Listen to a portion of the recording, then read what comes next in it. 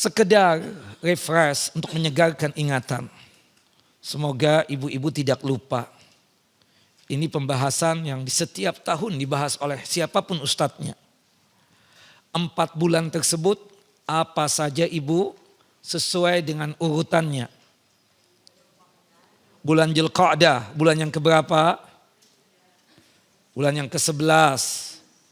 Yang kedua, bulan Dzulhijjah, bulan yang keberapa? 12. Kemudian yang ketiga, bulan Muharram, bulan yang keberapa? Pertama. Kemudian yang terpisah, bulan apa? Bulan Rajab, bulan yang keberapa? Nah, ke-7.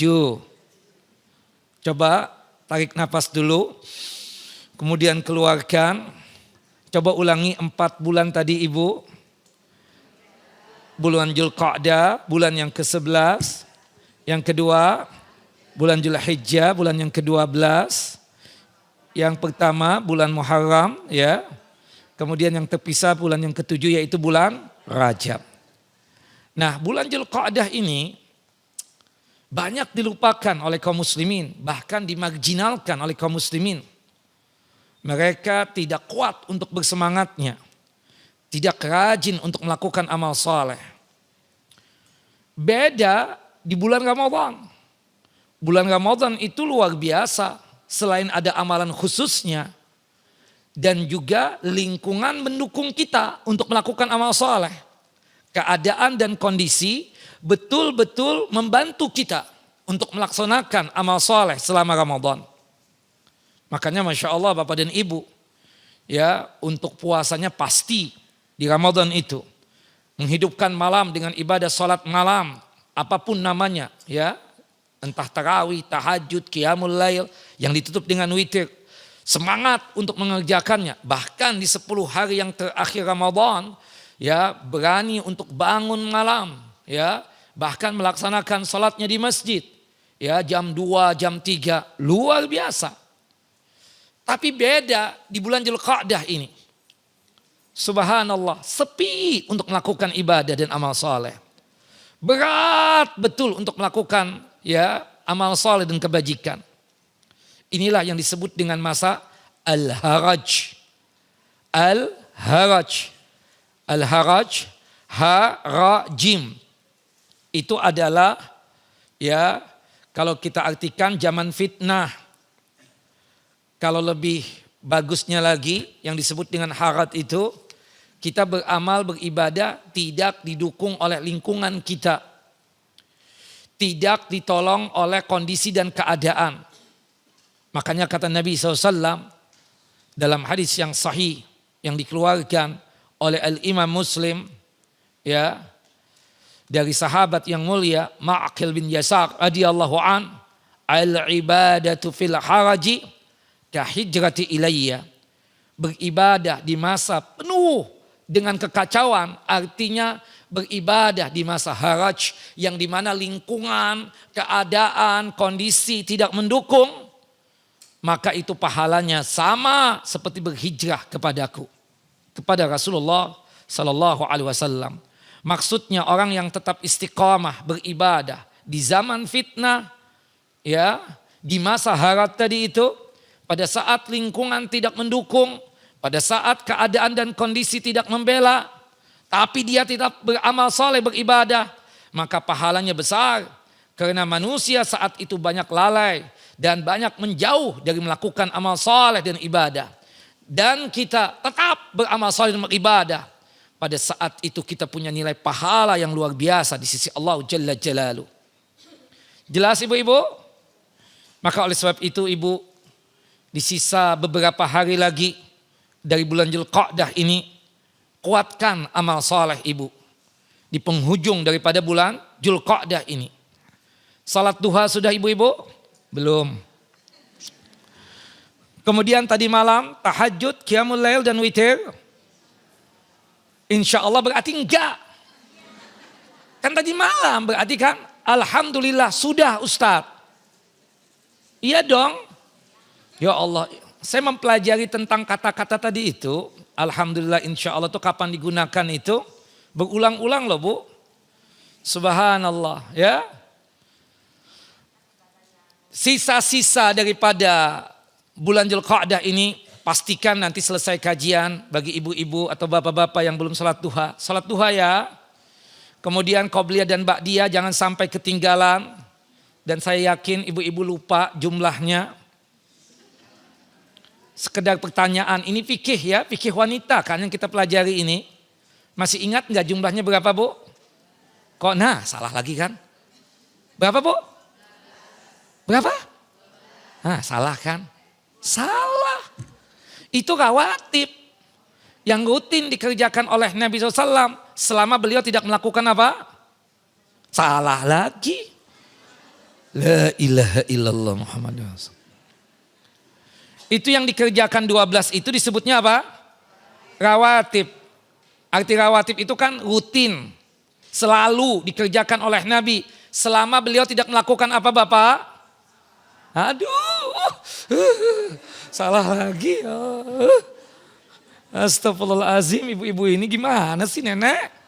Jidah. Selama Rasulullah SAW tidak melakukan apa Bapak? Jamak dan qasar. Bapak hebat. Nah Masya Allah.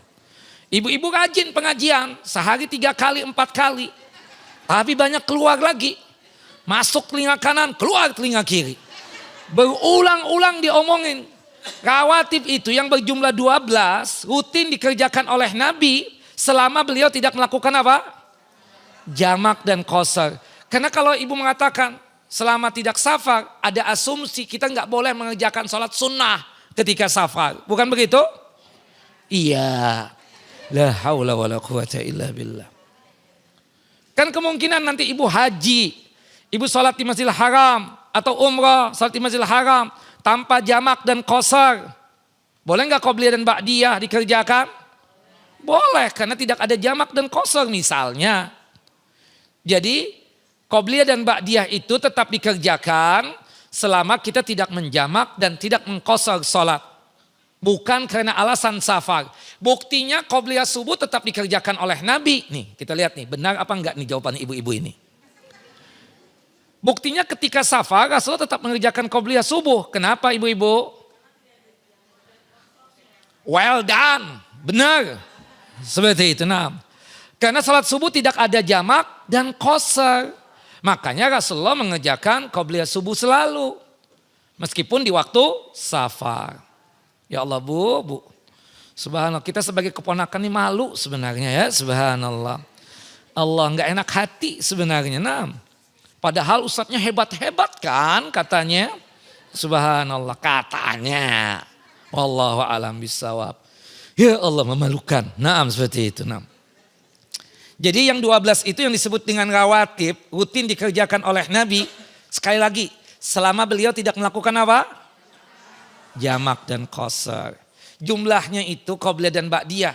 Ibu-ibu salah lagi loh. Itu kan rawatib, rutin dikerjakan oleh Nabi. Ada tambahan yang lain. Berapa jumlahnya? Nah, siapa tuh dua-dua yang bilang? Pasti Ibu Cemoti itu yang bilang. Siapa tuh? Ibu siapa ya? Subhanallah, saya ingin tahu ini. Nah, benar. Ibu kepala sekolah, saya absen. Ibu Cimoti ya namanya.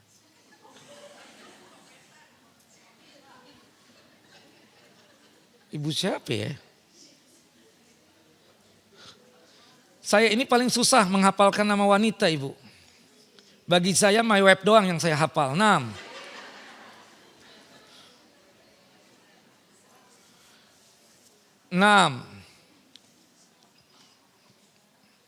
Allahu Akbar. Siapa tuh nenek ya Allah namanya ya? Hidayah Sakinah.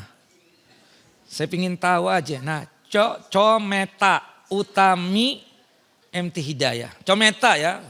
Cimoti saya bilang. Nah, Cometa Utami. Berapa Bu? Ibu Cometa Utami?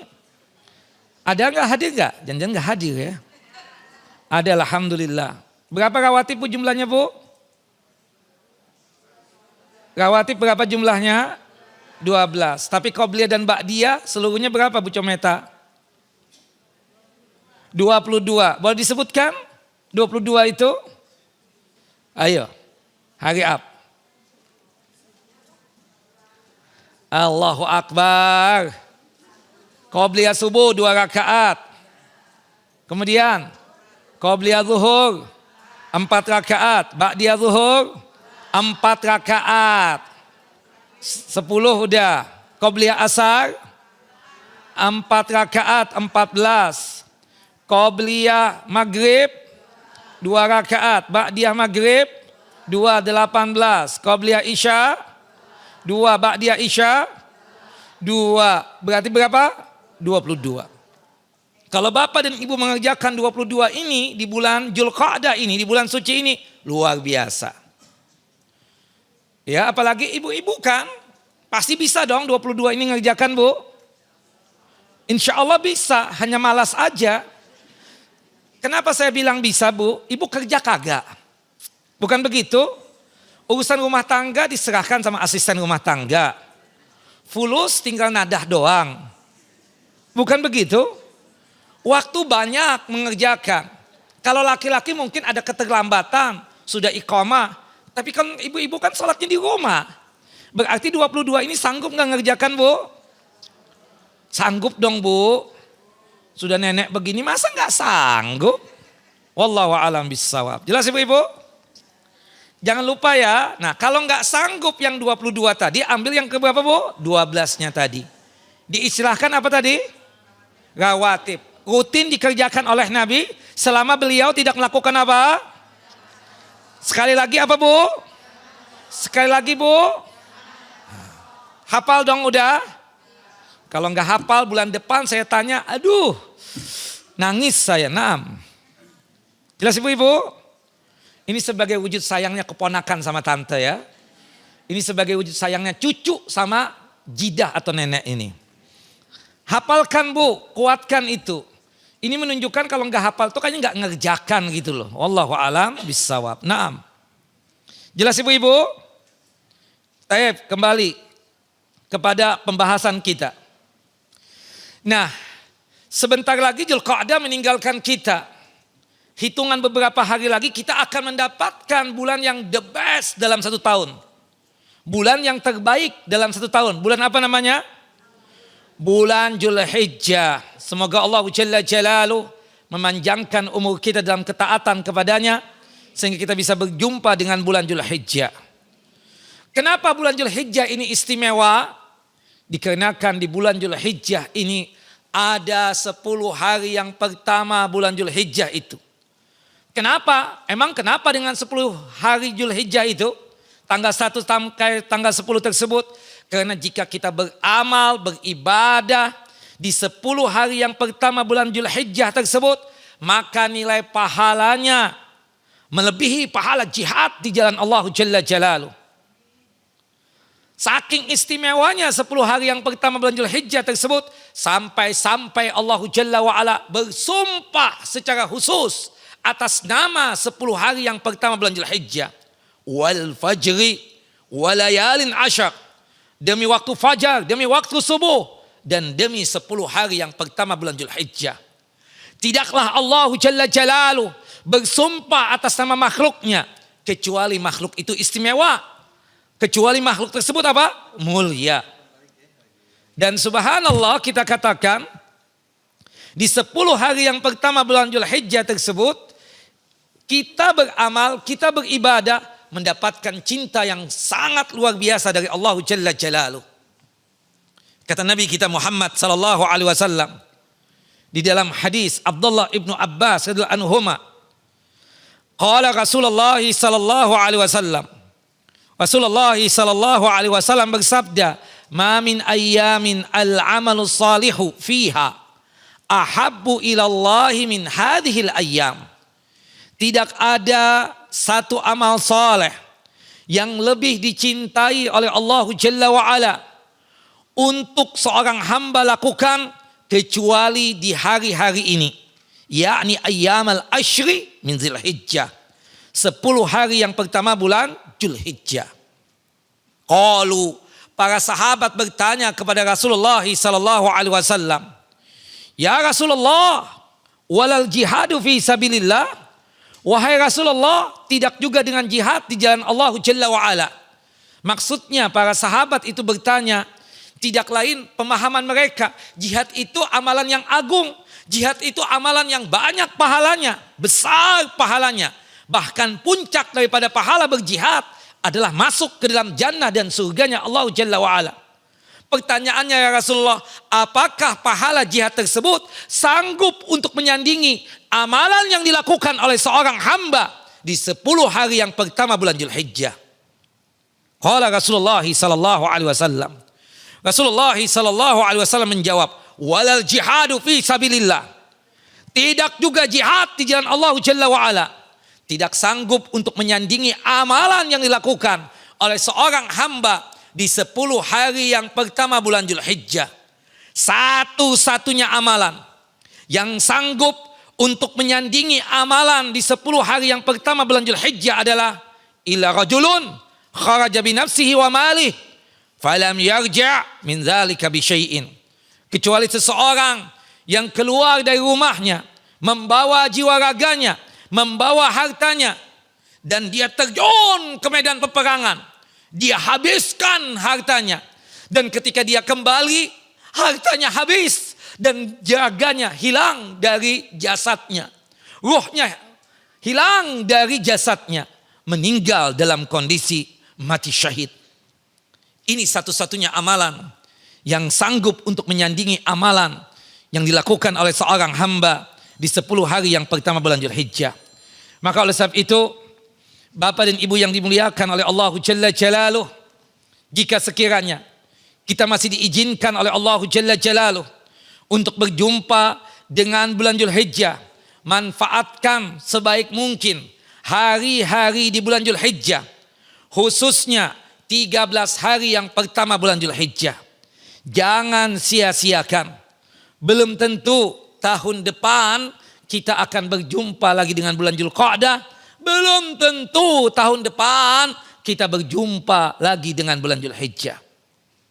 Apalagi jembatan kematian itu sudah ada pada ibu-ibu. Apa jembatan kematian, Bu? Ada 2. Semoga masih ingat. Apa? Maaf? Gak dengar? Tua, benar, legend saya bilang. Ya, karena kan kita dalam berkehidupan ini cuma 5 fase yang dikasihkan dan diberikan oleh Allah Jalla wa'ala. Yang pertama fase bayi, udah lewat dong. Yang kedua fase kanak-kanak, udah ditinggalkan kan. Yang ketiga remaja, apalagi masa yang paling kita suka itu masa apa, Bu? Remaja, masih ajib-ajibnya tuh. Lewat juga udah, dewasa, Allahu Akbar. Masa kita tersebut untuk menunjukkan jati diri kita. Udah lewat juga. Bukan begitu? Terakhir ini. Fase apa yang Bapak Ibu dapatkan? Fase legend. Berhubung sudah 5 fase yang Ibu lewati dan Bapak lewati, berarti habis ini apa? Qaid. Maka oleh sebab itu, di bulan Dzulqa'dah semangat beramalnya. Apalagi nanti di bulan apa? Dzulhijjah. Apa saja amalan-amalannya Ustadz? Ya, ini sekedar mengingatkan lagi. Semoga tidak lupa. Semoga masih ingat. Tapi saya nggak yakin ibu-ibu masih ingat. Yang pertama, yang ringan dulu. Melakukan dan melantunkan takbiran. Takbiran di bulan Dzulhijjah terbagi menjadi berapa bagian, Bu? 2, benar. Ya, yang pertama apa? Mutlak. Berarti beliau nonton video saya itu, kajian saya, 6. Atau saya kirimin tuh. Ibu siapa tadi? Bung Mirna, ya. Kemudian yang kedua, takbiran apa? Muqayyad. Apa yang disebut dengan takbiran mutlak, Bapak-bapak? Kalah Bapak-bapak dengan ibu-ibu? Bapak kepala sekolah. Apa Pak Haji? Ya Allah Pak Haji, ya Allah. Pak Haji malu-maluin keponakan aja. Ya ibu-ibu aja ya. Berhubung bapaknya nggak bisa jawab. Apa yang disebut dengan takbiran mutlak itu ibu-ibu? Ya salam. Siapa tuh? Pasti tante saya yang jawab itu. Nah, takbiran yang tidak ada kaitan dengan salat 5 waktu. Itu kapan mulainya Tan?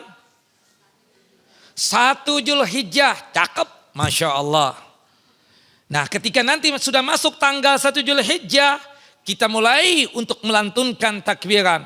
Allahu Akbar, Allahu Akbar. La ilaha illallah, wallahu akbar. Allahu akbar, walillahil hamd. Takbiran yang mutlak ini berapa hari Bapak Ibu? 13 hari. 13 hari dari tanggal 1 sampai tanggal 13. Dalilnya apa Ustadz? Pertama, ya takbiran mutlak dari tanggal 1 sampai tanggal 10. Yaitu surah Al-Hajj, surah yang ke-22 ayat 28. Surah Al-Hajj, surah yang ke-22 ayat 28. Yang kedua, surah Al-Baqarah, surah yang kedua ayatnya 203. Jelas ibu-ibu? Yang pertama surah Al-Hajj ayat tanggal 1 Zulhijjah sampai tanggal 10 Zulhijjah. Itu termaktub di dalam surah apa? Al-Hajj. Surah yang ke-22 ayat 28. Sedangkan tanggal 11, 12 dan tanggal 13-nya itu termaktub dalam surah Al-Baqarah. Surah yang kedua ayat 203. Dalam surah Al-Hajj. Surah yang ke-22 ayat 28. Allah Jalla wa'ala berfirman. Wa yadhkuru ismallahi fi ayyamin ma'lumat. Wa yadhkuru ismallahi fi ayyamin ma'lumat. Dan supaya mereka menyebutkan nama Allah pada hari-hari yang ditentukan. Ayyamal ma'lumat, hari-hari yang ditentukan. Maksudnya apa? 10 hari yang pertama bulan Zulhijjah. Adapun yang disebutkan di dalam surah Al-Baqarah, surah yang kedua ayat 203. Wadhkurullaha fi ayyamin ma'dudat. Wadhkurullaha fi ayyamin ma'dudat. Dan berzikirlah kepada Allah pada hari-hari yang dihitung lagi sedikit. Hari-hari sedikit maksudnya adalah hari tasyrik tanggal 11, 12 dan tanggal 13. Berarti gabungan tadi ya surah Al-Hajj ayat 28 1 sampai tanggal 10 Zulhijjah ya 10 hari. Kemudian surah Al-Baqarah ayat 203 ya dari tanggal 11 sampai tanggal 13. 10 tambah 3 berapa Bu?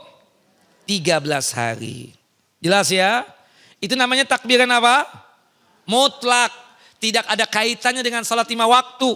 Kapan waktu pun monggo silakan takbiran. Mau di rumah ataupun di luar rumah. Baik berkendaraan ataupun berjalan kaki. Lantunkan takbiran. Makanya sahabat yang mulia Abdullah ibnu Umar bin Khattab radhiyallahu anhuma dan juga Abu Hurairah radhiyallahu an di setiap hari sejak tanggal 1 Zulhijjah sampai tanggal 10 Zulhijjah mereka menghususkan keluar dari rumah mereka untuk menuju pasar sambil melantunkan takbiran seakan-akan menginfokan dan menghabarkan serta mengingatkan, ingat ikhwan, ingat akhwat, ini sudah tanggal 1 Zulhijjah, lantunkan takbiran yang mutlak. Allahu Akbar, Allahu Akbar. La ilaha illallah wallahu akbar. Allahu akbar walillahil hamd. Jelas ibu-ibu? Yang kedua, takbiran yang sifatnya muqayyad. Muqayyad itu apa ibu? Enggak dengar. Yang terkait dengan apa? Salat 5 waktu. Jelas ya? Artinya setelah melaksanakan salat 5 waktu, kita melantunkan takbiran. Jadi takbiran dulu baru baca zikir setelah salat 5 waktu. Assalamualaikum warahmatullahi. Assalamualaikum warahmatullahi. Allahu akbar. Allahu akbar. Allahu akbar kabira. Allahu akbar wa ajal. Allahu akbar ala ma hadana. Nah, takbiran itu macam sigotnya, lafadznya, redaksinya banyak ya ibu-ibu. Yang penting kita bisa memuji Allah Jalla wa'ala. Boleh menggunakan sigot-sigot yang sifatnya tersebut tujuannya untuk takbiran dalam rangka untuk memuliakan Allah Jalla wa'ala dan mengagungkan Allah Jalla Jalaluh. Nah, takbiran muqayyad itu terbagi 2. Takbiran muqayyad terbagi berapa?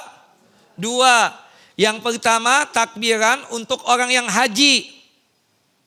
Takbiran untuk orang yang haji. Yang kedua, takbiran untuk orang yang tidak berhaji. Naam. Siapa di antara bapak dan ibu yang tahun ini haji? Tidak ada lagi, karena sudah tutup ya. Taksyiratnya sudah enggak keluar lagi ya, visanya udah enggak keluar lagi. Naam. Berarti kita mengambil yang pertama dulu, yang kedua dulu tuh. Takbiran untuk orang yang tidak berhaji. Takbiran untuk orang yang tidak berhaji, kapan melantunkan takbiran yang sifatnya muqayyad ini? Berapa hari ibu-ibu, bapak-bapak? Enggak dengar. Berapa bu? 5 hari. Cakep tante. Naam. Mulainya kapan tan? Tanggal 9 Zulhijjah. Lebih tepat lagi tan? Mulainya kapan di tanggal 9 Zulhijjah itu?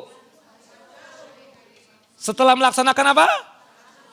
Setelah melaksanakan sholat subuh. Misalnya nih hari tanggal 9 Zulhijjah. Tadi setelah sholat subuh, kita yang tidak berhaji ini sudah mulai melantunkan takbiran yang muqayyad tadi itu. Jelas ibu-ibu bapak-bapak? Berakhirnya kapan bapak ibu?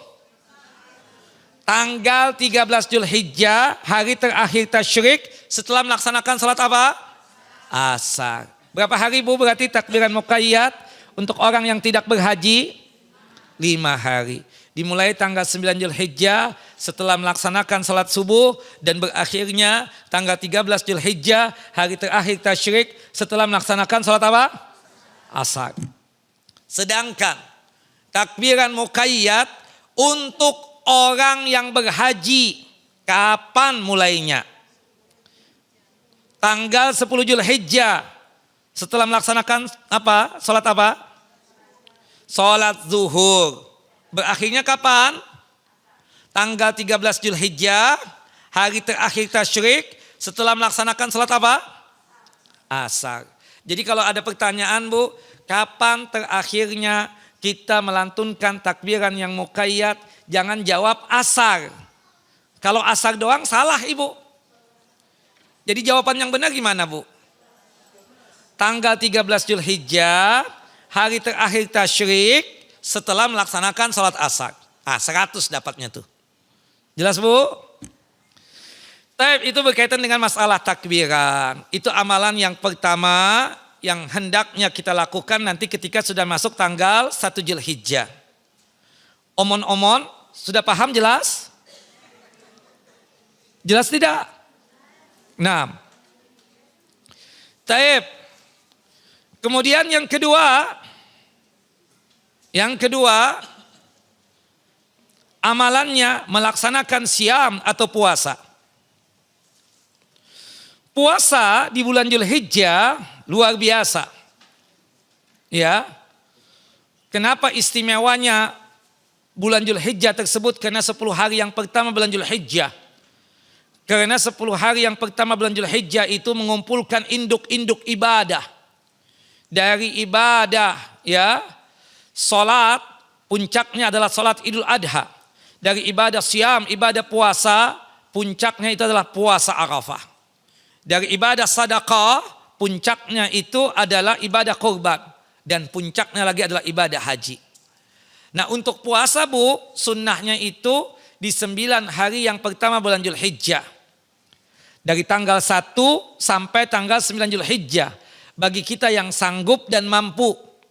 Berdasarkan hadis dari Hunaidah bin Khalid radhiyallahu an, semoga Allah Jalla Jalaluh meridhai beliau, an imra'atihi, dari istri beliau, an ba'di azwajin Nabi SAW, dari beberapa istri Nabi SAW, yaitu ibunda Hafsah dan ibunda Ummu Salamah. Beliau berdua berkata, qalat, ya, kana Rasulullah SAW yasumu tis'a Dzulhijjah. Adalah Rasulullah SAW itu terbiasa melakukan puasa di 9 hari yang pertama bulan Dzulhijjah. Pada 9 hari yang pertama apa? Bulan Dzulhijjah. Tanggal 1 sampai tanggal 9 Dzulhijjah.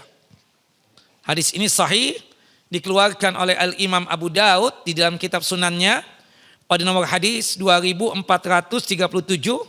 dan hadis juga dikeluarkan oleh Imam Ahmad dalam kitab musnadnya. Di antara sahabat Nabi yang terbiasa melaksanakan ibadah siam di 9 hari yang pertama bulan Dzulhijjah, tanggal 1 sampai tanggal 9 Dzulhijjah, adalah sahabat yang mulia Abdullah ibnu Umar bin Khattab radhiyallahu anhuma. Di antara para tabi'in yang terbiasa melaksanakan ya puasa 9 hari yang pertama bulan Dzulhijjah adalah Imam Hasanul Basri. Ya, termasuk dari kalangan ulama, di antaranya Al-Imam Ibnu Sirin dan juga Al-Imam Qatadah. Artinya mayoritas ulama mensetujui kita berpuasa di 9 hari yang pertama bulan Dzulhijjah, jika kita mampu dan sanggup. Jelas ibu-ibu? Kata Syekh Muhammad bin Shalih Utsaimin rahimahullah rahmatan wasi'ah, jika sekiranya kita tidak sanggup berpuasa di 9 hari yang pertama bulan Dzulhijjah, alangkah baiknya kita di pekan yang pertama bulan Dzulhijjah itu melakukan puasa Nabi Daud alaihissalam. Sehari puasa, sehari tidak berpuasa. Misalnya, kita mulai berpuasa dari tanggal 1 Dzulhijjah. 1, 3, 5, 7, dan 9. Untuk apa? Mengambil kemuliaan hari di pekan yang pertama tersebut.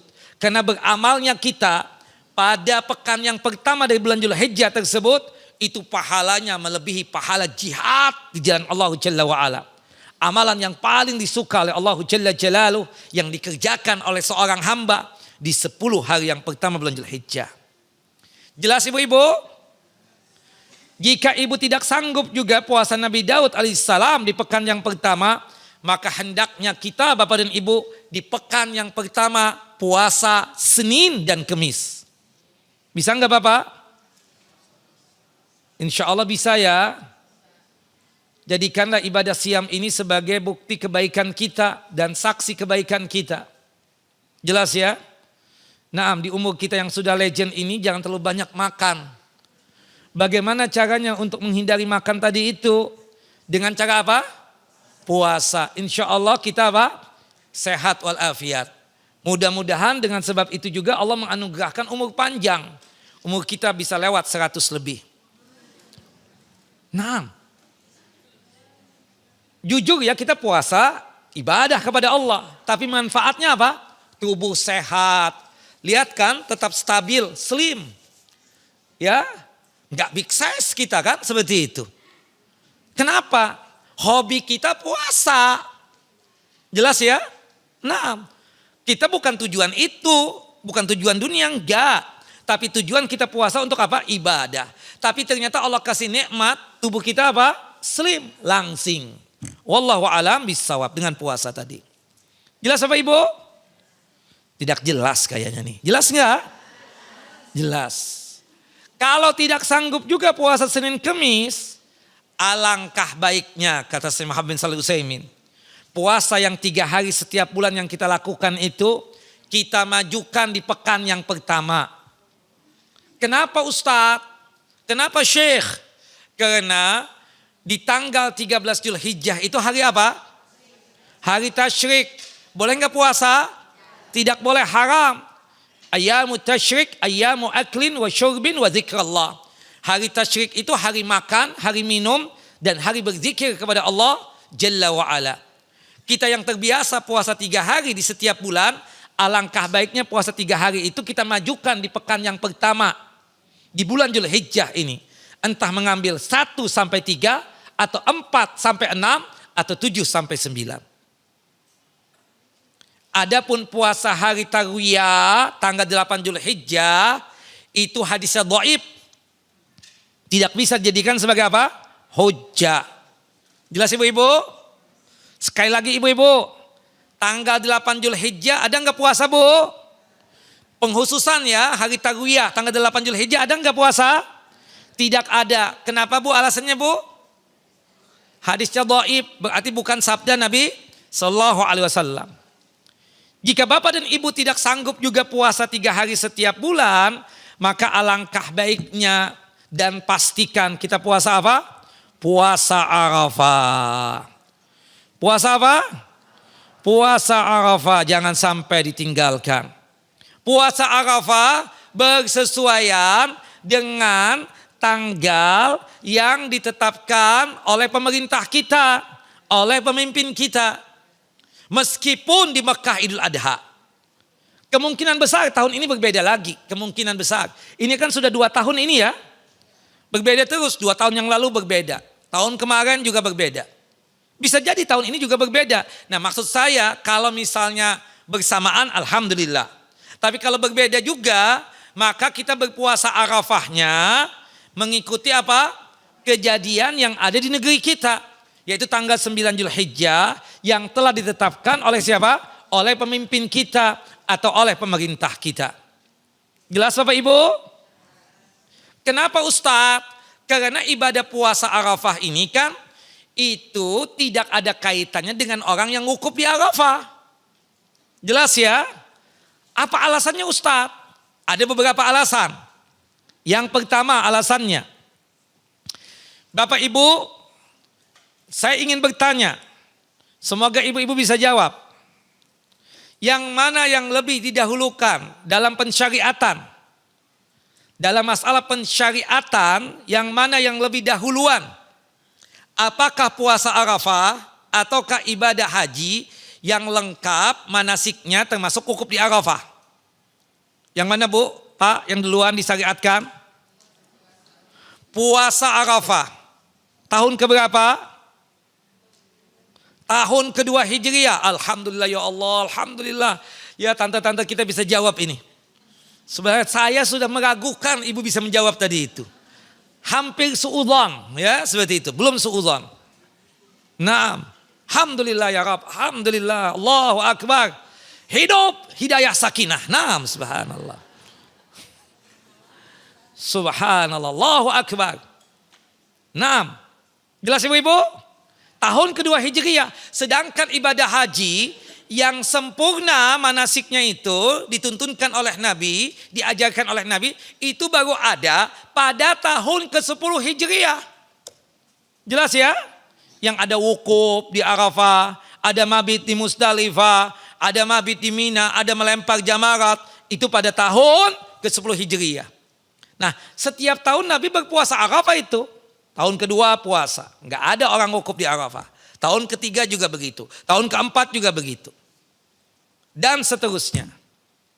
Nah menurut ibu-ibu dan bapak-bapak, setelah Rasulullah SAW meninggal dunia itu, apakah pernah terjadi tidak ada hajian? Tahun keberapa Bu? Subhanallah, tahun 317 Hijriah bertepatan tahun 930 Masehi.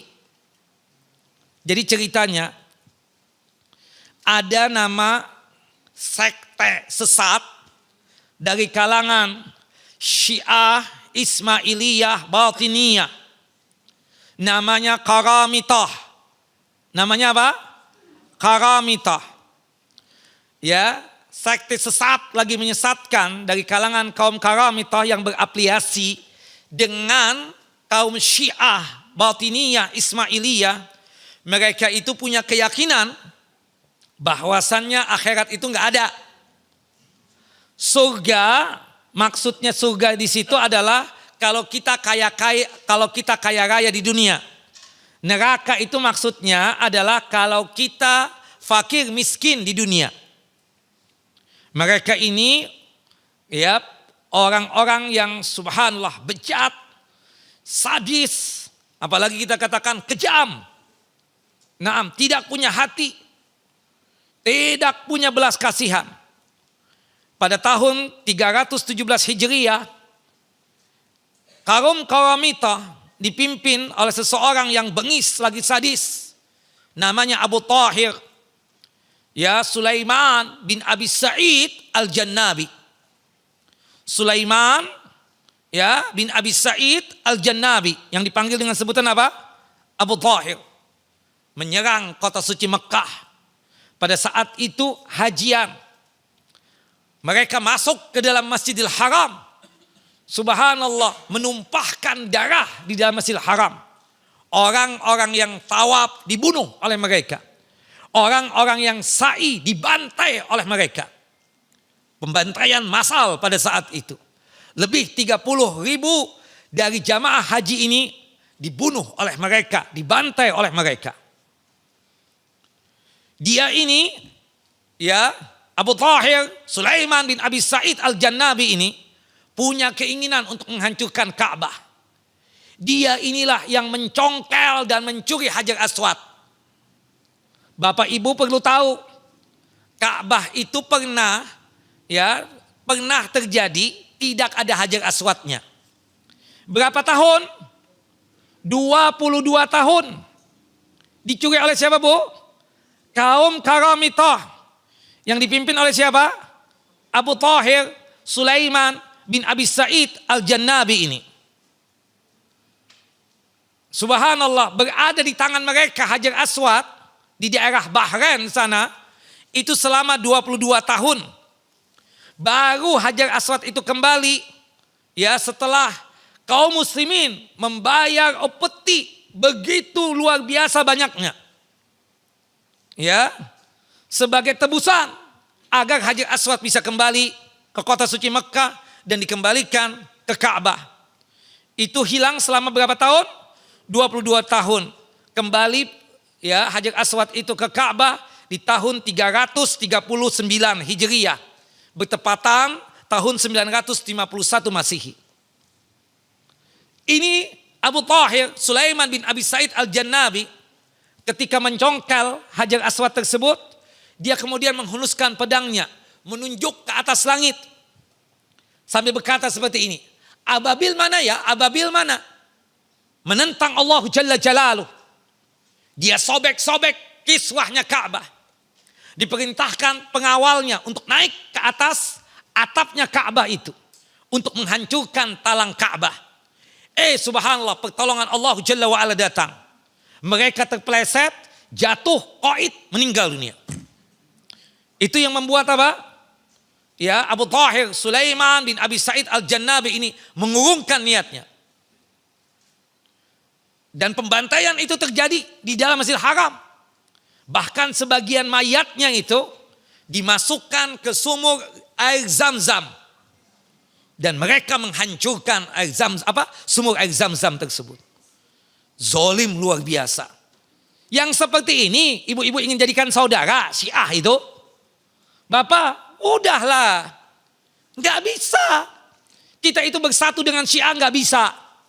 Syiah gak bisa kita jadikan sebagai saudara.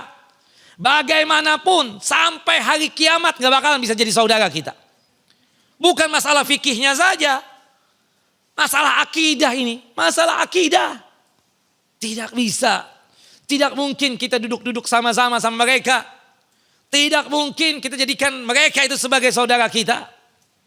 Subhanallah, yang ada nanti kita dibantai oleh mereka. Subhanallah. Di mana Syiah berkuasa, hati-hati. Ahlus sunnah habis. Naam. Na'udzubillah min dzalik. Naam ya. Ini sekedar informasi saja. Dan kaum Karamitah pada taat itu menguasai Mekah 8 tahun. Selama 8 tahun ini tidak ada hajian. Tidak ada apa? Hajian. Nah, pertanyaan saya Bapak dan Ibu, kalau tidak ada hajian seperti itu, tetap enggak sih puasa Arafahnya?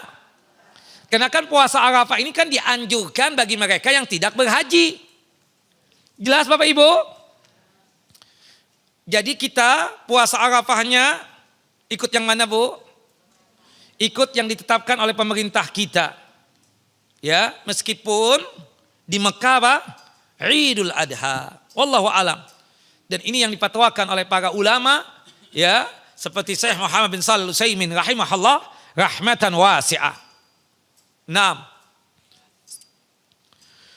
yang lucu di antara ibu-ibu, puasa Arafahnya ikut sana, Idul Adha ikut sini. Lucu banget itu. Di mana fikihnya itu? Termasuk lucu juga di antara kita ini. Idul Fitri ikut sini, Idul Adha ikut sana. Lucu kan? Yang lebih mengerikan tadi itu. Puasa Arafah ikut sana. Salat Idul Adha ikut sini. Dari mana itu kamusnya itu? Na'udzubillah min dzalik ya. Jangan lagi ya, kita itu astagfirullah beramal, beribadah pakai dalil. Bukan pakai taklid dengan ustadz. Ustadz bisa salah. Ya, kita beramalnya, beribadahnya sesuai dengan dalil dan hujjah. Karena yang kita ikuti itu siapa? Nabi kita Muhammad sallallahu alaihi wasallam. Wallahu a'lamu bissawab. Jelas Bapak dan Ibu yang dimuliakan oleh Allah Jalla wa ala. Kemudian selanjutnya, amalan yang ketiga. Minum dulu ya. Subhanallah, saking semangatnya. Bismillah.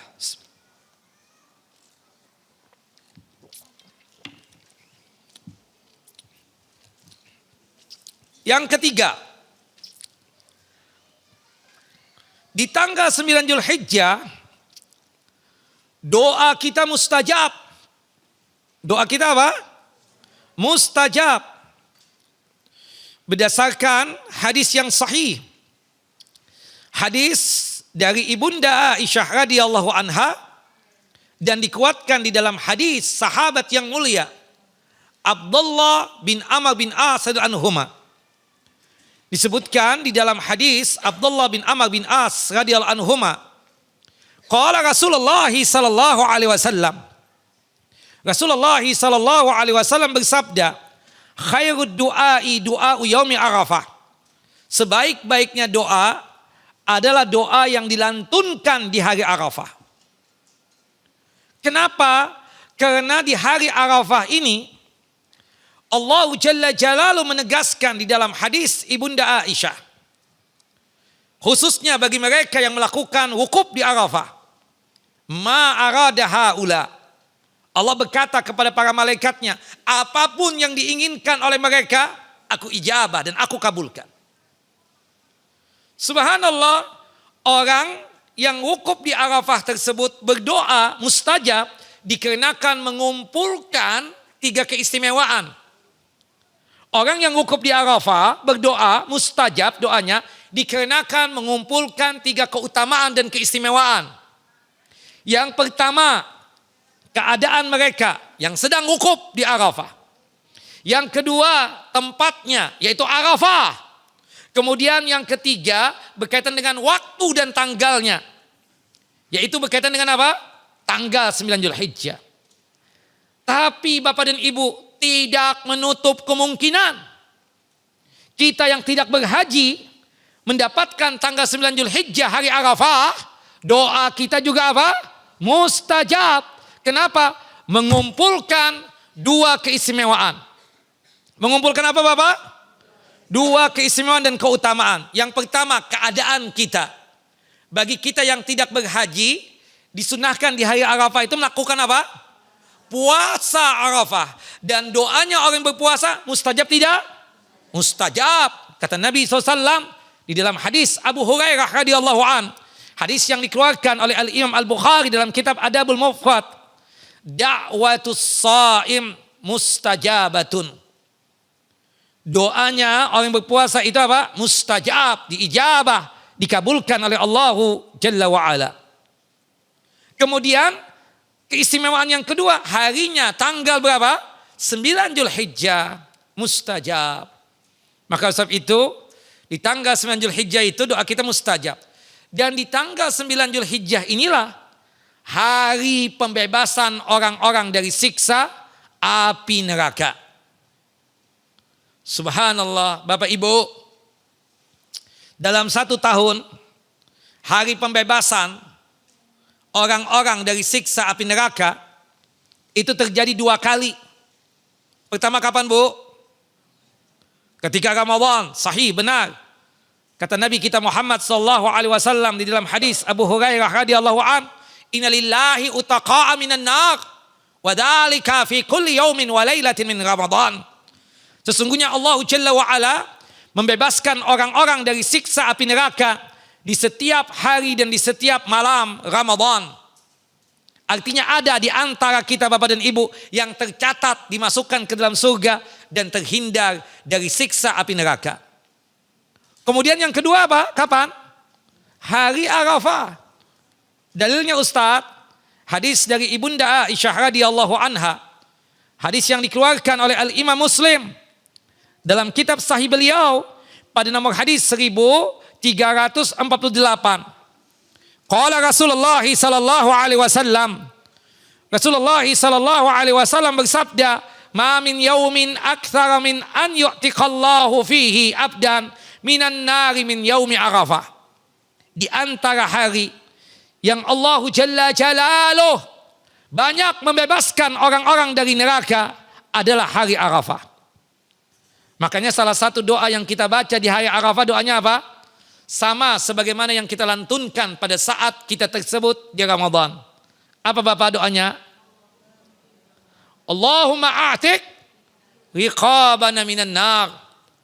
Atau doa yang lain, Allahumma inna nas'alukal itqa minan nar. Ya, Allahumma a'tiq riqabana. Ya Allah, bebaskanlah kami dari siksa api neraka. Kita doakan juga orang tua kita. Allahumma a'tiq riqabana wa riqaba abaina wa ummahatina minan nar. Kita doakan juga pasangan kita dan anak keturunan kita. Allahumma a'tiq riqabana wa riqaba azwajina wa auladina minan nar. Ya Allah, bebaskanlah kami dari siksa api neraka, dan bebaskanlah pasangan kami dari siksa api neraka, dan bebaskanlah anak keturunan kami dari siksa api neraka. Naam. Jelas Bapak Ibu? Perbanyak doa ini di hari Arafah. Karena hari Arafah doa kita mustajab, dan di hari Arafah hari pembebasan orang-orang dari siksa api neraka, mudah-mudahan kita yang termasuk yang tercatat masuk ke dalam surga dan terhindar dari siksa api neraka. Jelas Bapak Ibu? Itu yang ketiga ya. Doa mustajab di hari Arafah. Yang keempat, ternyata di hari Arafah itu ada zikir khusus. Ada zikir apa? Khusus. Apa zikirnya ibu-ibu?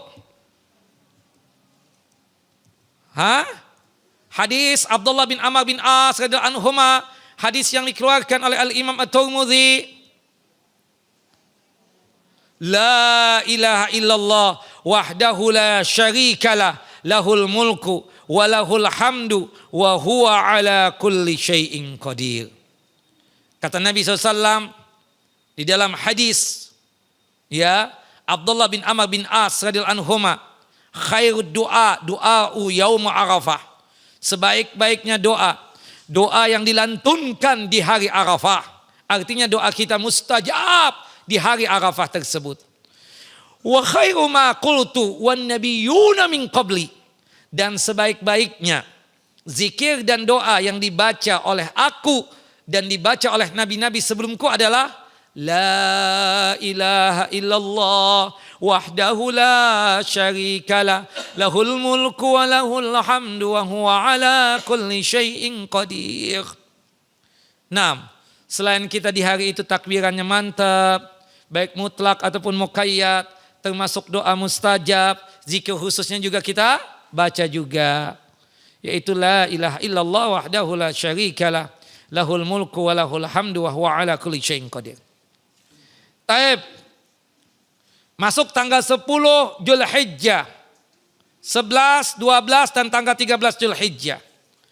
Tanggal 10 Zulhijjah itu amalan yang paling penting apa? Melaksanakan salat Idul Adha. Salat Idul Adha berapa rakaat?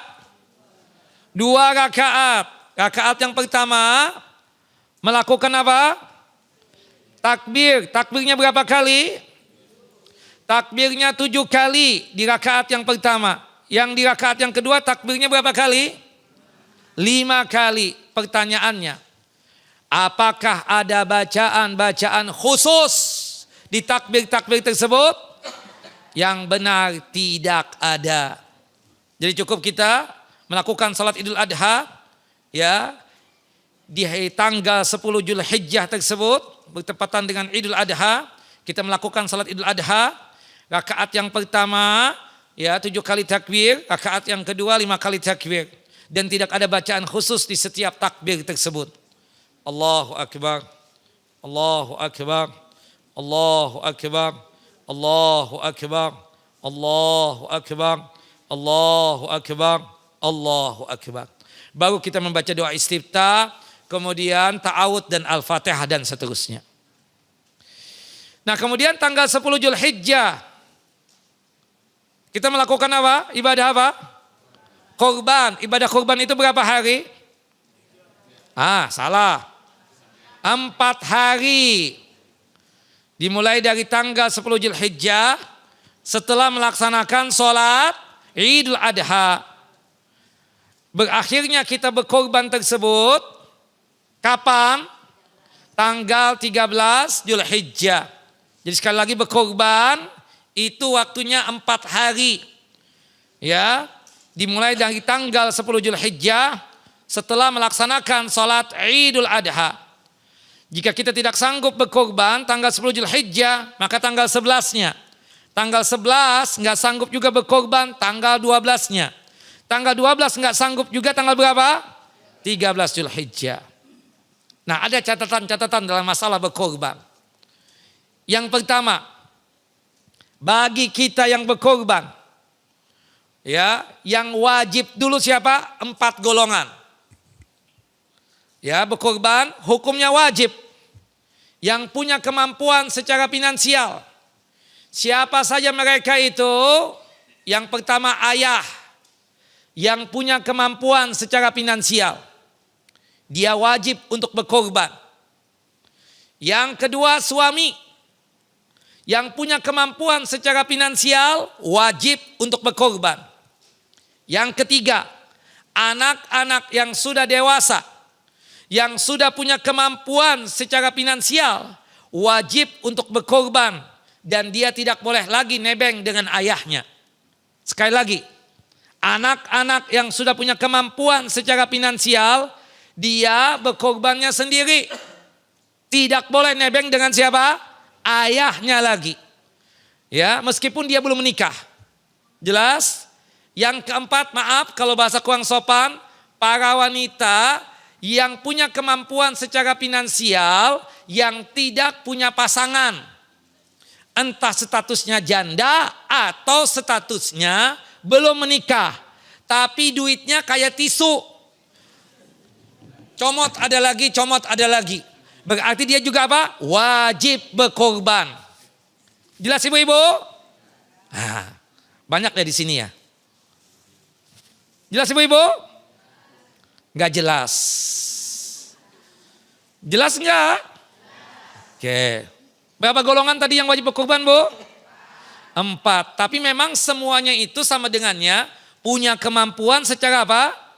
Finansial. Kemudian yang kedua berkaitan dengan korban juga ini. Sekedar pengingatan ini.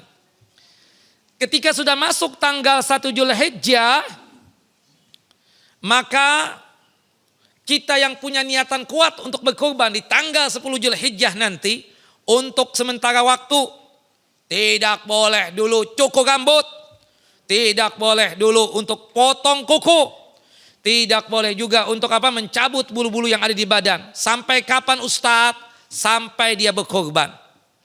Sebagaimana yang disebutkan di dalam hadis yang sahih yang dikeluarkan oleh Al-Imam Muslim di dalam kitab sahih beliau pada nomor hadis 1977 dari hadis Ibunda Ummu Salamah Hindun binti Abi Umayyah.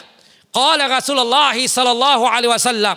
Rasulullah sallallahu alaihi wasallam bersabda, "Idza ra'aitum hilala dzil hijjah wa arada ahadukum ay yudhhiya falyumsik an sya'ri wa atfarihi hatta yudhhiya." Jika kalian sudah mendapatkan 1 Zulhijjah dan salah seorang dari kalian sudah punya niatan kuat untuk berkorban, maka hendaknya ia tidak memotong rambutnya dulu, membiarkan rambutnya dulu, ya, artinya tidak memotongnya dan tidak mencukurnya, dan tidak memotong kukunya. Wallahu a'lam bishawab. Sampai dia kapan? Sampai kapan? Sampai dia berkorban. Baru boleh lagi mencukur rambutnya, memotong kukunya, mencabut bulu-bulu yang ada di badan. Istri nebeng dengan suami, anak-anak yang kecil yang belum balik atau anak-anak yang belum punya kemampuan secara finansial nebeng sama ayahnya. Apakah istri yang nebeng dengan suaminya atau anak-anak yang nebeng dengan ayahnya dalam masalah berkorban terkena hukum ini juga? Tidak. Jadi ibu boleh nggak potong kuku? Boleh, karena ibu nebeng dengan siapa, Bu? Dengan suami. Kita yang punya abah tajir, Masya Allah, ya, nebeng dengan ayah kita dalam masalah korban, berhubung kita nggak punya kemampuan secara finansial, maka apakah berlaku juga hukum ini? Tidak. Kita boleh potong kuku, kita boleh cukur rambut, ya, karena kita nebeng dengan siapa? Ayah kita. Taib. Kemudian catatan selanjutnya berkaitan tentang masalah adab etika dalam masalah berhari raya. Idul Fitri, sebelum kita melaksanakan salat Idul Fitri, kita apa? Bapak Ibu? Sarapan dulu. Apa sih artinya Idul Fitri itu? Kembali makan. Dari mana kembali makan? La ilaha, salah juga, bukan kembali suci juga, salah. Hari berbuka. Id hari, Fitr berbuka, hari berbuka. Ibu, tante, dari mana kembali makan? Memang selama ini gak makan, Ibu. Maksudnya kan puasa malamnya kan masih makan. Jelas ya? Idul Fitri itu artinya hari berbuka. Nah, untuk menunjukkan kita gak puasa lagi nih pagi-pagi ya, sebelum pelaksanaan sholat Idul Fitri, kita sarapan dulu, makan dulu. Kalau Idul Adha, iya, oke. Makan dulu, sarapannya ditunda setelah sholat Idul Adha. Hukum ini berlaku bagi mereka yang berkorban. Tapi bagi mereka yang tidak berkorban, tidak ada pelaksanaan hukum ini. Jelas ya? Jadi sunnah mengakhirkan ya makannya, sarapannya setelah pelaksanaan sholat Idul Adha bagi yang berkorban. Bagi mereka, bagi teman yang tidak berkorban, maka tidak mengapa dia sarapan terlebih dahulu sebelum pelaksanaan sholat Idul Adha. Catatan yang kedua, bagi kita yang berkorban, boleh kita tersebut menunda sarapan kita setelah pelaksanaan sholat Idul Adha asalkan syaratnya terlaksanakan. Apa itu syaratnya?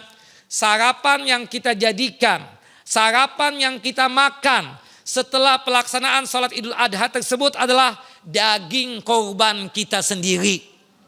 Tidak bisa diganti dengan nasi uduk, tidak bisa diganti dengan nasi ulam, tidak bisa diganti dengan lapis legit. Jelas Bapak Ibu? Tidak bisa diganti dengan semur. Jelas? Belum jelas? La haula wala quwata illa billah. Bagi mereka, ya, bagi mereka yang ingin mengakhirkan sarapannya atau menunda sarapannya, ya, setelah pelaksanaan sholat Idul Adha, baru dikatakan sunnah seperti itu kalau sekiranya dia berkorban. Jelas ibu-ibu, bapak-bapak? Tapi bagi kita yang tidak berkorban, kena hukum ini enggak? Tidak. Berarti boleh enggak ngopi-ngopi dulu sebelum sholat Idul Adha? Boleh enggak ngeteh dulu? Ditemani oleh lapis legit? Boleh. Karena dia enggak berkorban. Yang kedua catatannya, bagi mereka yang berkorban, yang menunda sarapannya setelah pelaksanaan sholat Idul Adha, syarat sarapannya itu, catatannya apa? Syaratnya apa? Harus daging korbannya sendiri. Tidak bisa diganti. Kalau belum masak berarti nggak usah makan. Berarti nggak bisa mengamalkan, ini hadis. Karena praktek yang dikatakan di dalam hadis yang dikeluarkan oleh Al-Imam Ad-Daruqutni, ya, wa kana la ya'kulu yawman nahri syai'an hatta yarji'a fayakula min udhiyatihi. Nabi SAW tidak sarapan atau tidak makan ketika Idul Adha hingga beliau pulang lalu makan hasil korbannya. Jadi apa kita katakan? Kita berkorban. Kita ingin menunda sarapan kita setelah pelaksanaan salat Idul Adha. Oke, fine. Tapi sarapannya harus apa? Daging korban. Dan kita tahu betul, kita baru menerima daging korban kita kapan Bapak Ibu? Malam hari. Habis asar juga nggak mungkin sudah kita mengamalkan sunnah ini. Apalagi yang berkorban tanggal 11. Apalagi yang berkorban tanggal 12. Apalagi yang berkorban tanggal berapa? 13. Jelas ibu-ibu? Kata para ulama, di antaranya Al-Imam Al-Zailai dari kalangan ulama Hanafi, ya, dari Mesir beliau, yang wafat pada tahun 762 Hijriah. Kata beliau ketika mengomentari hadis tadi, hadza fi haqqin man yudahi liyakula min udhiyatihi amma fi haqqi ghairihi fala. Aturan tadi berlaku bagi orang yang hendak berkorban agar dia bisa makan daging korbannya. Sementara untuk yang tidak berkorban tidak berlaku aturan ini. Begitupun juga kata Al-Imam Al-Buhuti dari kalangan ulama Hambali, wa kana la ya'kulu yawman nahar hatta yarji'a fayakula min udhiyatihi wa idza lam yakun lahu dhibhun la yubali ayyakula. Nabi SAW tidak makan pada hari Idul Adha hingga beliau pulang lalu makan daging korbannya.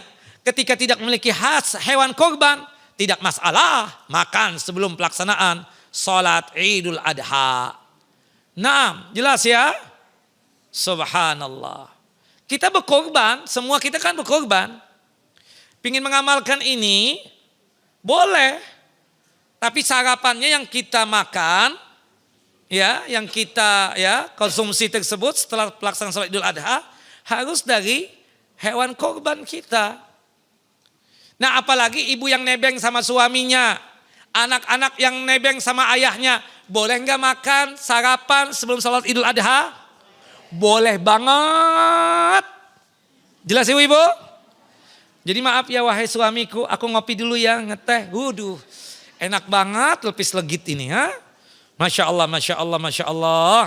Ya, lapis legitnya bambu lagi ya, seperti itu. Naam, Masya Allah, Masya Allah. Jelas ibu-ibu? Oke, terakhir sekarang.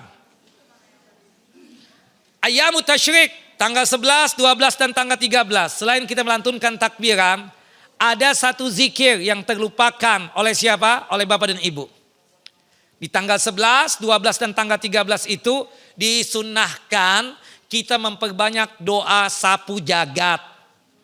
Rabbana atina fid dunya hasanah wa fil akhirati hasanah wa qina adzabannar. Ya Allah, ya Tuhan kami, anugerahkanlah kepada kami kebaikan dunia dan anugerahkanlah kepada kami kebaikan akhirat dan jauhkan serta hindarkan kami dari siksa api neraka. Nah ini tanggal 11, 12, tanggal 13 Ayyamut Tasyrik, memperbanyak doa sapu jagat. Sebagaimana yang Allah firmankan dalam surah Al-Baqarah, surah yang kedua ayat 201. Wallahu a'lamu bissawab. Ada pertanyaan Bapak Ibu? Semoga tidak ada, semoga paham. Ada pertanyaan? Ada Pak Haji? Enggak ada ya? Ustadz, Assalamualaikum warahmatullahi wabarakatuh. Waalaikumsalam warahmatullahi wabarakatuh. Silakan Tante. Iya, hanya mau menyampaikan Ustadz, tadi jam 10:30 kami mendapat berita duka cita dari Bu Inka, salah satu pengurus HMT Hidayah Sakinah. Ibunya meninggal dunia hari ini jam 10:30. Allahumma ighfir laha warhamha wa'afi wa'fu anha wa akrim nuzulaha. Semoga almarhumah diampuni dosa-dosanya oleh Allah Jalla Jalaluh. Dimaafkan segala khilaf dan salah beliau. Ditempatkan di tempat yang mulia. Dilapangkan kuburannya. Ditampakkan surga untuknya di alam barzahnya. Dimudahkan hisabnya hingga masuk ke dalam jannah dan surganya.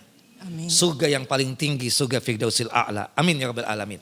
Kita doakan, Allahumma ighfir laha warhamha wa'afi wa'fu anha wa akrim nuzulaha wa wassi mudkhalaha. Amin ya Rabbal Alamin. Naam. Silakan Ibu, ada pertanyaan? Jazakallah khairan Ustaz. Wa iyyaki barakallahu fik Tante. Naam. Semoga kita ya mendapatkan husnul khatimah juga sebagaimana beliau. Naam. Ya silakan Pak Haji. Waalaikumsalam warahmatullahi wabarakatuh.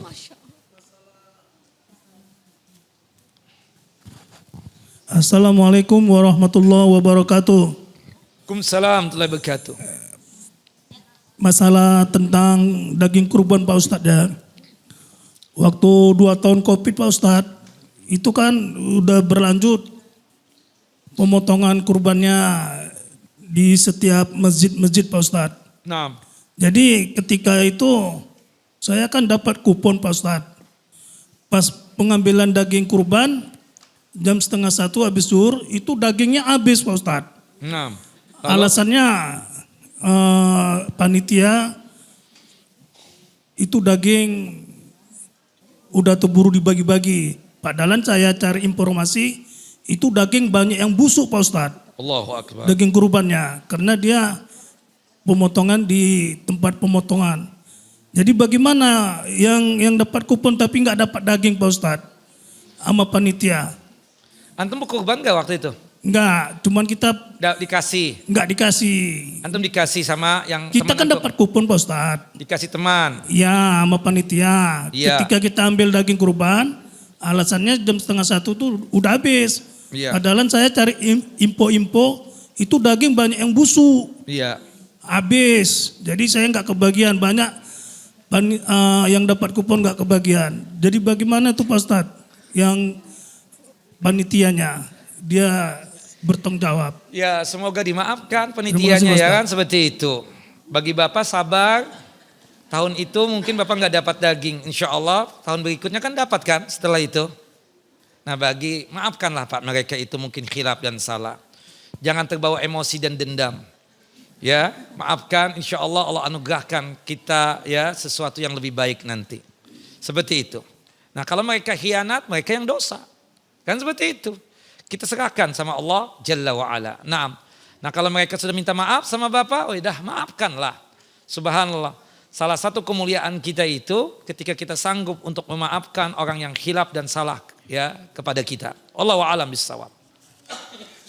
Tes. Assalamualaikum warahmatullahi wabarakatuh, Ustaz. Waalaikumsalam warahmatullahi wabarakatuh. Silakan Tan. Tadi kan Ustaz bicara tentang kalau kita kurban, terus makannya setelah daging kurban yang kita ada. Tapi saya kurang dengar Ustaz, kalau misalnya nanti Apa Tante belum dengar? dagingnya dikasihnya sore atau gitu gimana Ustaz? Kita harus Ya masih berarti tetap nggak puasa. bisa menjalankan sunnah ini Bu. Oh gitu. Jelas ya? Ya. Berarti kita boleh nggak ngopi-ngopi dulu sebelum Idul Adha nanti? Boleh, kenapa? Karena kita nggak bisa mengamalkan. Kan syaratnya tadi kalau kita memang betul-betul ingin menjalankan itu sunnah, kita yang berkorban menunda sarapannya setelah pelaksanaan sholat Idul Adha. Syaratnya apa? Sarapannya itu dari hewan korban kita. Ternyata kita dapat daging korban kita sore. Ya jangan deh Berarti kita katakan nggak bisa mengamalkan kan berarti. Berarti nggak puasa dong Ustaz? Loh nggak ada puasa memang tanggal 10 Zulhijjah kan haram puasa Bu. Berarti Ibu boleh nggak ngopi dulu sebelum sholat Idul Adha nanti? Boleh. Boleh nggak makan nasi uduk dulu sebelum sholat Idul Adha? Boleh. Boleh nggak makan nasi ulam dulu sebelum sholat Idul Adha? Boleh. Boleh nggak makan lapis legit dulu sebelum belum pelaksanaan sholat Idul Adha Bu? Belum? Boleh. Boleh. Kenapa? Karena kita nggak sanggup dan nggak mampu untuk mengamalkan sunnah yang satu ini. Jelas Bu ya? Jelas. Dan Ibu jangan menunggu sore Bu. Masaknya juga kapan Ibu? Ya sudahlah, Allah Maha tahu tentang keadaan dan kondisi kita. Kita nggak bisa dan nggak sanggup untuk mengamalkan itu sunnah. Saya ingin meluruskan saja pemahaman para legend ini. Para legend ini kan punya pemahaman seakan-akan nggak boleh sarapan, nggak boleh makan sebelum pelaksanaan sholat Idul Adha. Kecuali sesudah sholat Idul Adha. Nah, setengah sudah mulai paham, tapi harus diluruskan. Bukan begitu maksudnya. Itu berlaku bagi orang yang berkorban.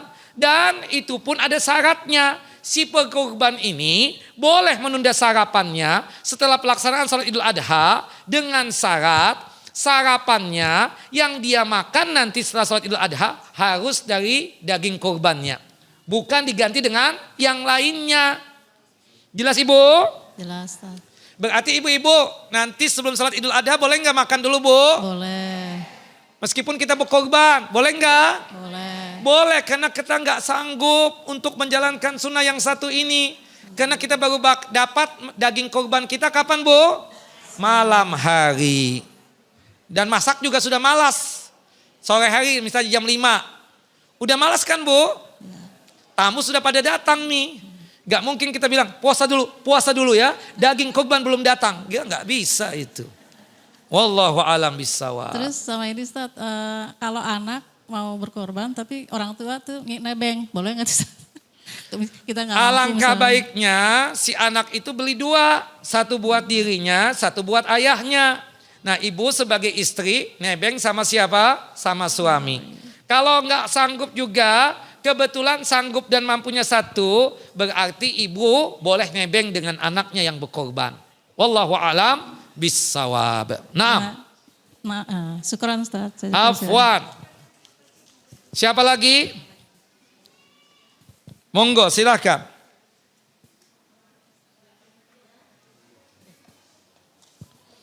Tayyib.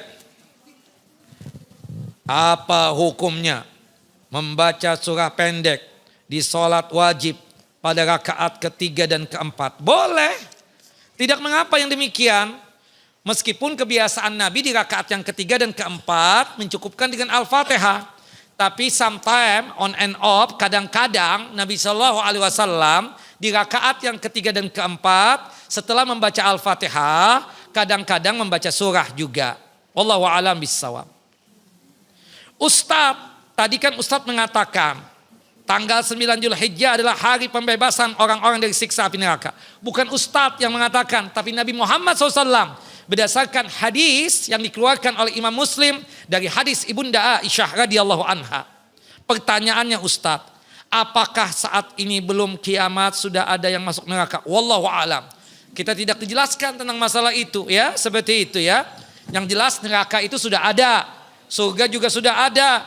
Nah prosesnya kita katakan tentunya sesuai dengan apa yang ditentukan dan ditetapkan oleh Allahu Jalla wa'ala. Naam.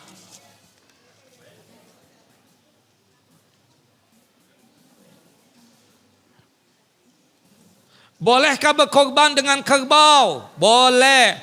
Karena kerbau itu satu pam dan satu famili dengan sapi. Nah, boleh.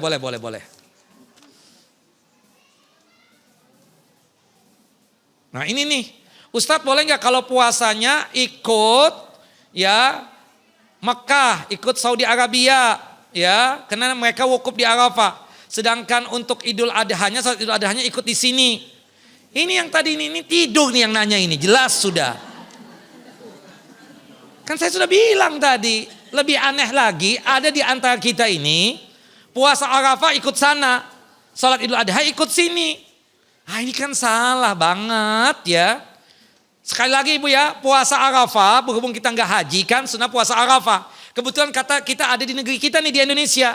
Jadi puasa Arafahnya ikut ketetapan sesuai dengan yang ditetapkan oleh pemerintah kita. Taat walil amar, taat kepada pemimpin kita. Begitupun juga Idul Adhanya ikut sesuai dengan apa yang ditetapkan oleh pemerintah kita, oleh pemimpin kita. Jelas Bapak Ibu? Wallahu a'lam bissawab. Semoga kita tidak lupa lagi ya.